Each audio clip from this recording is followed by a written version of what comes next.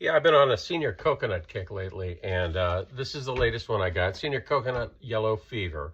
Again, he's a German electronic artist, Yui Schmidt, I think is his name, and decided to start doing Latin, electro-Latin music.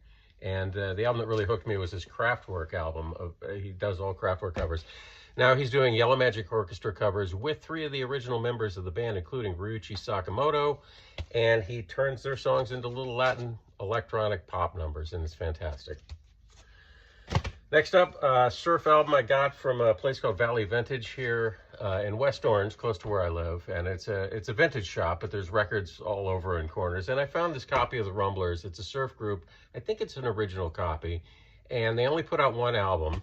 They had a hit called Boss, and the Cramps turned the song Boss into Garbage Man on one of their earlier records. Mostly instrumental. I can't stand vocal surf. I prefer the instrumental stuff. And I think there's maybe one vocal number on this. Other than that, it was a real score. I think it was under 20 bucks, and it's no scratch. So life is good. Another soul comp from Vampisoul. I love this label. They're from Spain, and they do a lot of like Spanish garage rock and soul from the mid 60s. And this is no exception. It's listed as 37 groovers from Spanish soul and funk stompers, 66 to 76. The Spanish soul sound in the mid 60s was a little rougher than it was in America. It was coming from more of a rock and roll background, so gives you any indication of the flavor of this. 2-record comp on Vampisoul. Excellent.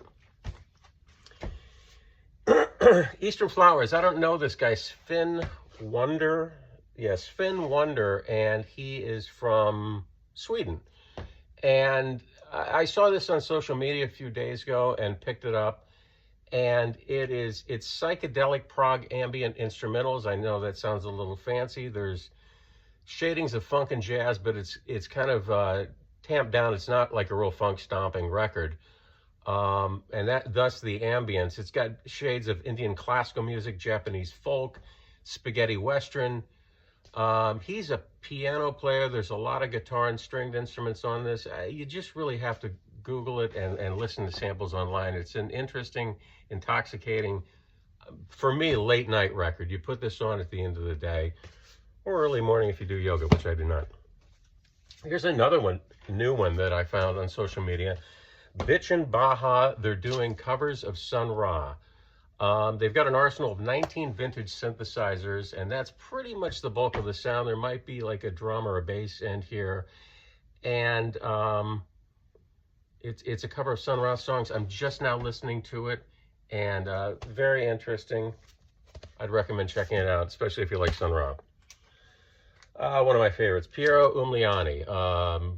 Born in Florence, worked in Rome. He's an Italian film composer, does library music, jazz. He likes the bossa nova sound, loves synthesizers, early supporter of synthesizers. This is a 1972 album, was not a soundtrack. As far as I could tell, it was just a 72 album release, and it's a heavy synthesizer, a lot of Moog, and it's like a turbulent Moog record. It's not an easy listen, but it's a fun listen, and always with Piero, it's funky, and it grooves.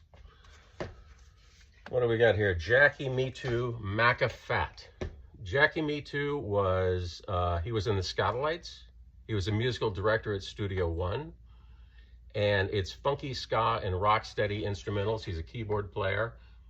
And whether it's his early stuff or this is from the mid 70s, if you like Booker T and the MGs with a Jamaican reggae flavor, I would highly recommend getting any Jackie Me Too you see. And the cover's badass, right? The title, Maca Fat. You see the cover. The only cover that's more badass than this, I would say, is Little Walter. It's not a competition, but if it is, Little Walter's got him beat with this cover. And the last two, they're collections of, it's Poca Loco in the Coco. I've got volume 1 and volume 4.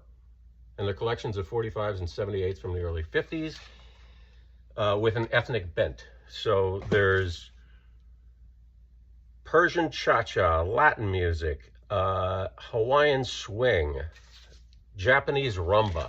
I mean, this is all like early 78s and 45s of ethnic music some of which was probably tailored to a wide audience.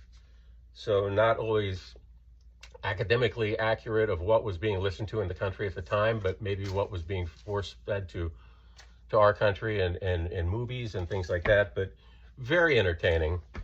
You can see my point about it being not completely academic and authentic by the back cover. Or that. Anyway, entertaining, and I'm putting it in my Exotica section. I've got a new section, a subgenre of Exotica called Primitive Exotica. So you got to keep busy. Thanks.